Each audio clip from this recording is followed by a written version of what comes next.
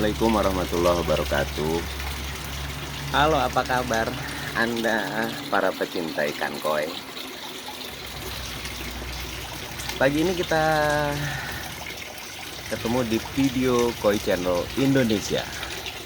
Entah edisi yang keberapa, pastinya lupa. Tapi pagi ini mudah-mudahan kabar baik menyertai Anda semuanya para pecinta ikan koi dan juga ikan hias yang ada di rumah Anda. Mudah-mudahan ikannya pada mulus, berkembang dengan baik secara bentuk maupun warna yang tetap menggoda. Nah, pagi ini kita akan bicara tentang bagaimana memelihara ikan koi di kolam, sekaligus juga dicampur dengan ikan lain. Nah, ikan lain misalnya seperti Nah, konon ikan koi ternyata juga bisa hidup berdampingan di kolam cantik kita, di kolam hias yang ada di sekitar pekarangan rumah kita.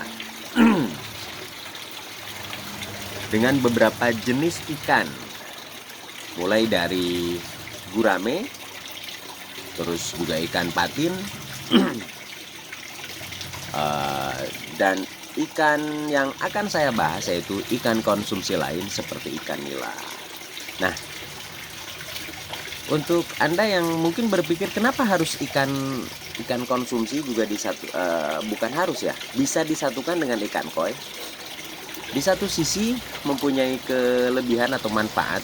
Ketika kita tidak punya ruang khusus untuk memelihara ikan konsumsi, maka tidak ada salahnya kita untuk menyisihkan atau juga menanam, membudidaya ikan lain di kolam koi ini. Ternyata kondisi hasilnya ya lumayan bagus. Nah, pagi ini kita akan bicara tentang bagaimana ketika ikan koi disatukan dengan ikan nila. Nah, ini akan kita bahas, akan kita perlihatkan juga untuk Anda. Nah, di kolam saya ini beberapa hari terakhir atau beberapa pekan terakhir sudah diisi dengan sejumlah ikan yang mungkin sudah terbiasa kita lihat di sekitar kita, dan ikan ini juga laris manis di pasaran. Nah, ini ada saya di kolam ini menyimpan sekitar 15 ekor ikan nila.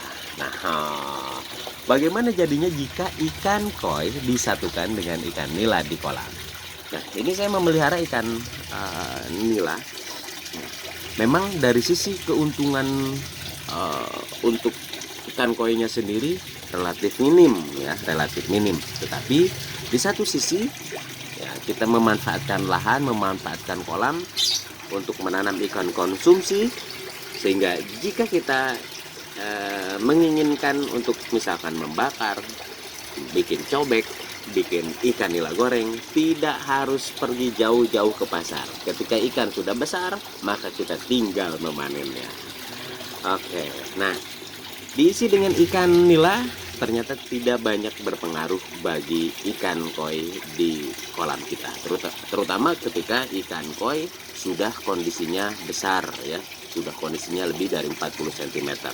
Kecuali ketika ikan nila dan koi disatukan dalam ukuran yang sama, maka akan berdampak pada sisi pakan, karena ikan nila lebih olok kata orang Sunda ya, lebih menguasai untuk merebut makanan yang kita tabur ke kolam, yang kita kasih ke kolam. Nah, ikan nila ini juga selain sebagai ikan konsumsi yang bisa kita panen, kalau ikan hias kan gimana ya kalau kita konsumsi, ngeri kan. Nah, tapi ketika ikan nila mungkin meskipun setelah kita tanam ya rasa sayang, rasa kasihan kita ketika kita mau makan juga bakal muncul, karena setiap hari kita ketemu, setiap hari kita bercengkrama dengan mereka. Nah, tapi tidak ada salahnya jika memanfaatkan kolam Anda dengan menanam ikan nila.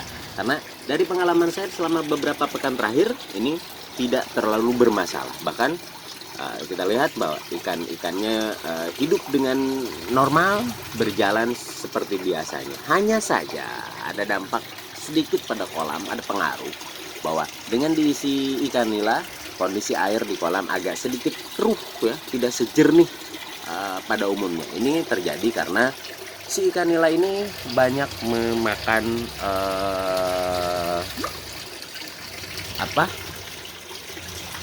lumut-lumut yang ada di kolam, sehingga kondisi lumut yang diacak-acak atau dikonsumsi sama ikan nila ini akan sedikit bertebaran begitu.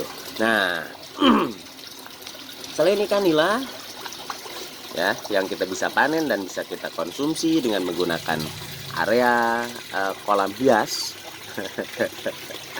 ikan koi ini juga katanya bisa disatukan dengan ikan gurame, ikan pari, ikan konsumsi lain seperti ikan patin, terus juga mungkin sama ikan mas sendiri ya, karena hampir satu keluarga dengan ikan mas. Jadi tidak ada salahnya kita manfaatkan kondisi kolam di sekitar kita, di ruang lingkup kita dengan ikan konsumsi. Ini dari pengalaman kita, dari pengalaman yang saya lakukan di kolam, bahwa tidak terlalu menjadi masalah ketika ikan nila atau ikan konsumsi kita satukan dengan ikan koi. Hanya saja mungkin tidak terlalu banyak porsinya, karena ya tadi, pertama si nila ini ketika sudah besar nanti bakal lebih menguasai, bakal lebih dominan dalam mendapatkan pakan, dalam menguasai pakan atau mengkonsumsi pakan yang kita tebar,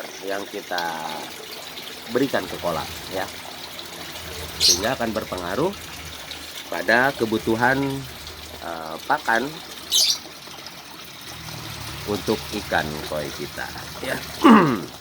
Nah, selain ikan nila, di kolam saya ini juga saya bukan pernah, tapi sudah mengisi ikan-ikan lain. Konon katanya bahwa ikan-ikan lain yang saya simpan, yang saya tanam di kolam ikan koi ini juga bisa berfungsi ya. Nah, salah satunya adalah ikan kapiat. Ikan kapiat mana ikan kapiat tuh di bawah ya. Ikan kapiat ini saya tanam di kolam koi, berfungsi untuk membersihkan kotoran. Oh, ini posisinya sebagai office boy. Sebagai bagian dari kegiatan umum di kantor-kantor ya. Nah, mereka kalau kita perhatikan sering sekali ketika ikan koi kita beri makan, maka mereka adalah pihak pertama yang menyambar kotoran-kotoran ikan koi kita. Jadi fungsinya adalah sebagai pembersih kolam. Nah, ikan kapiat, saya tanam ikan kapiat sekitar 7 ekor di sini di populasi kolam ukuran 170-250 ya. Nah, jadi fungsi dari ikan kapiat adalah untuk membersihkan kolam. Nah, kalau ikan nila tadi saya katakan tidak terlalu banyak fungsi untuk sistem simbiosis mutualismenya, tetapi ada manfaat lain.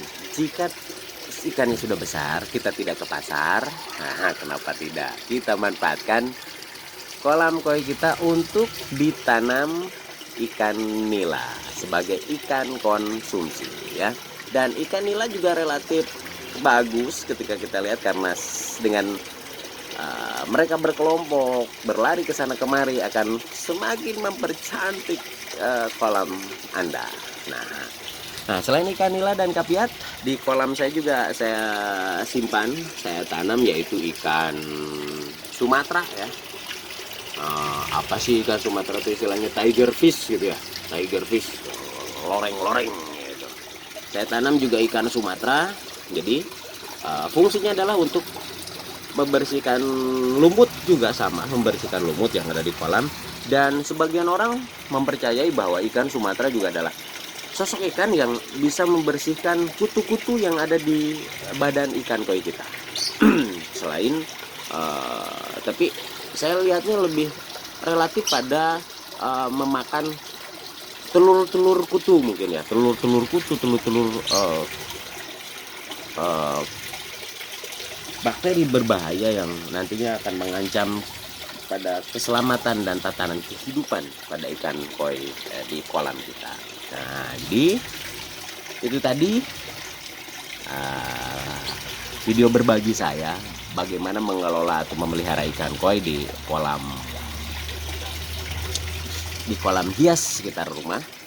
Nah, ternyata ikan koi juga tidak hanya bisa hidup sendirian, hidup pada komunitasnya, pada kelompoknya, tapi juga bisa berbaur dengan ikan-ikan lain yang biasa kita temukan di sekitar kita dalam keseharian kita.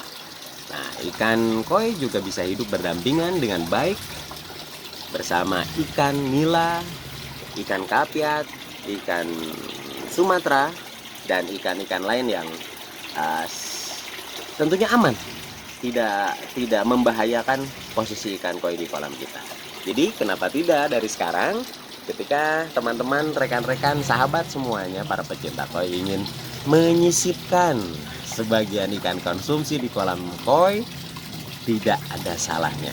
Itu adalah menurut atau hasil dari apa yang saya lakukan di kolam yang ada di sekitar rumah saya ini. Oke, nah itu salah satu sampel tuh ya, ikan nila yang usianya sekitar 3 minggu lah, 2-3 pekan yang ada di kolam koi ini.